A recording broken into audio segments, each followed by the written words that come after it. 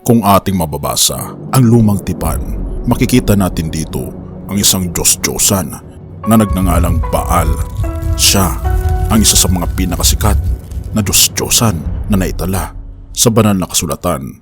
Kung ating mapapansin, paulit-ulit na lang na ang mga Israelita ay tumatalikod sa ating Panginoong Diyos pagkatapos ay sumasama kay Baal, na kahit na napakaraming mga instances na ang ating Panginoon ay nagpadala ng mga kaparusahan sa mga Israelita, ay ganoon pa rin katigas ang kanilang ulo na paulit-ulit na lang na sila'y sumasamba kay Baal. Sino nga ba si Baal?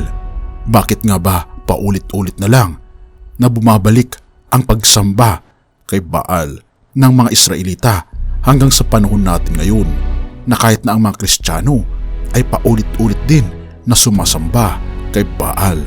Atin itong pag-uusapan, mga kaibigan.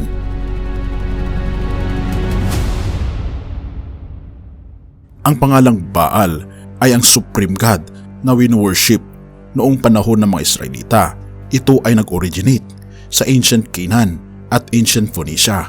Ang practice ng Baal worship ay nag-infiltrate sa Jewish religions noong panahon ng mga judges o mga hukom sa panahon ni King Ahab. Ang ibig sabihin ng Baal ay Lord, na ang plural nito ay Baalim. At kung bakit ang mga Israelita ay gustong-gusto ang pag-worship kay Baal ay dahil walang ipinagbabawal ito. Si Baal kasi, mga kaibigan, siya ang kinikilala na Diyos-Diyosan ng mga pagano na tinaguriang Diyos-Diyosan ng sex at pleasure. At sa panahon natin ngayon, mga kaibigan, makikita natin ang mga elemento ng Baal worship na tumutukoy pa rin, mga kaibigan, sa pleasure at pita ng laman. At gaya ng aking nasabi, mga kaibigan, ang mga Israelita ay napakahirap nilang tumalikod sa pag-worship kay Baal dahil nais nilang tugunan ang kanilang pangangailangang sexual. Dito kasi sa pag-worship kay Baal ay kasabay nito ang pakikipagtalik sa maraming kababaihan, lalong higit na ito ay gustong-gusto ng mga kalalakihang Israelita. At kung iyong mapapansin, sa templo ni Baal ay tinatawag itong Temple of Prostitute, na kung saan napakaraming mga kababaihan ang nandito. At kung gusto mong mag-worship kay Baal ay kailangan mong makipagtalik sa mga temple prostitutes. Ito ang bagong relihiyon na nagfo-foster ng sexual pleasure sa loob ng isang relihiyon. Ito ang relihiyon ng paganismo. At isang referensya nito, mga kaibigan, ay makikita natin sa Numbers 25 verse 1-3. Ganito ang sinasabi: samantalang nakahimpil sa sitim ang Israel, ang mga kalalakihan nila ay nakipagtalik sa mga babaeng Moabita na naroroon. Inanyayahan sila ng mga ito sa paghahandog nila sa mga Diyos-Diyosan.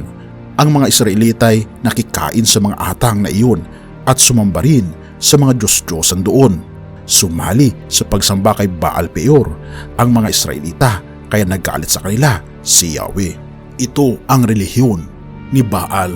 Kung ating mapapansin, napakahalaga at napakabanal ng sexuality, lalong higit sa kasal na mag-asawa.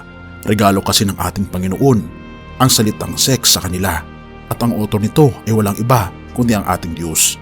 Meron kasing spiritual connection ito na nagpapatibay ng relasyon ng mag-asawa.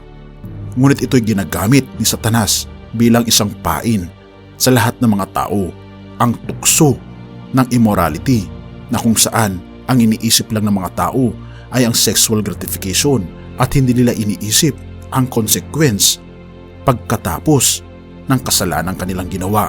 At nais ng ating Panginoon na maging aware tayo sa mga bagay na ito, na kahit na sa panahon natin ngayon ay ang mga tao ay sumasamba sa mga pleasure sa mundo, lalong higit sa pleasure ng sexuality. At ayaw ng ating Panginoon na tayo ay lalabag sa kanyang mga kautusan, sapagat kung mangyayari ito, ang proteksyon ng ating Panginoon ay mawawala sa iyo at hahayaan ka niya na si Satanas ang hahawak sa iyong buhay. Sa kasaysayan ng mundo, marami nang nangyaring kaganapan na ang mga malalakas na mga hari ay napapatumba sa tukso ng mga kababaihan.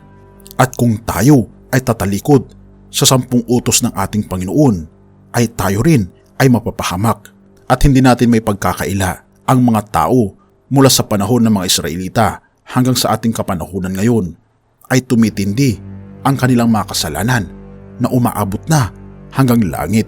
Nahudyat nito na ang ating Panginoon ay malapit na ang kanyang paghuhukom sa mga taong gumagawa ng mga kasalanan, hayag man ito o hindi. Katulad na lamang ng kasalanan na naihayag sa Brazil.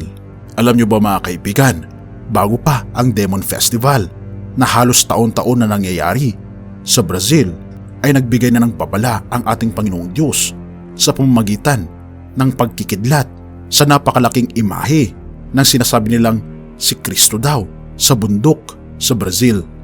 Kung ating makikita, ito ang larawan na ang Christ the Redeemer ay naging viral sa social media na natamaan ng malakas na kidlat. Isa itong babala ng ating Panginoon bago pa maganap ang demon worship sa Brazil. At kung ating mapapansin, ang demon worship ay sobra nilang nilapastangan ang presensya ng ating Panginoong Diyos.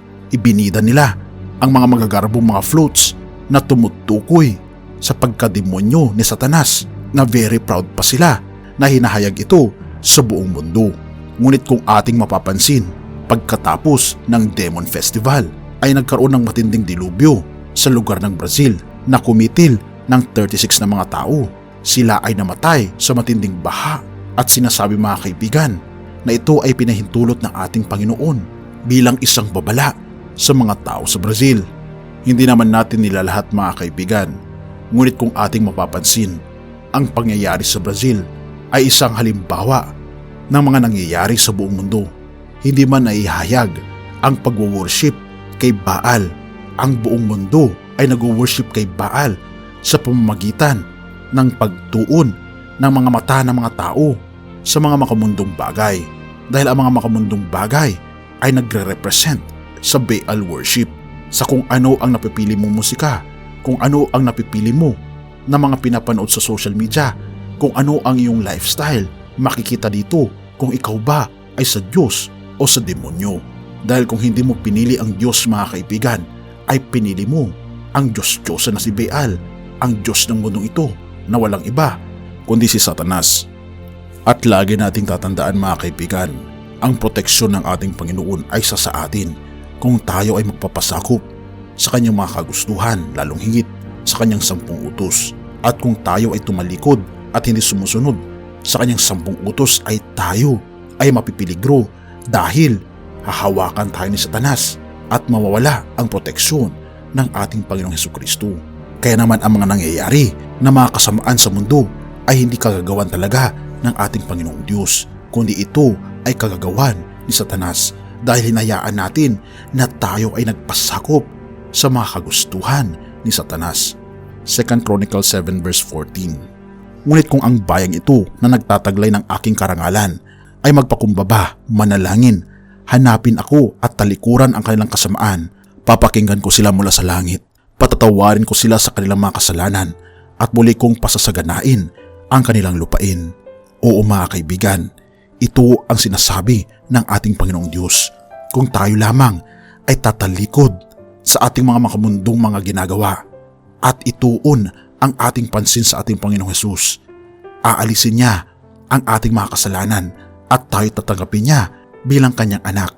Nais lang kasi ng ating Panginoon na talikuran natin ang ating mga kasalanan, lalong higit ang ating pag-worship sa mundo, ang pag-worship kay Baal, at ituon natin ang ating atensyon sa ating pag-worship sa ating Panginoong Diyos sa pamamagitan ng pagsunod sa kanyang mga kagustuhan. Purihin ang Diyos at salamat mga kaibigan sa iyong panonood.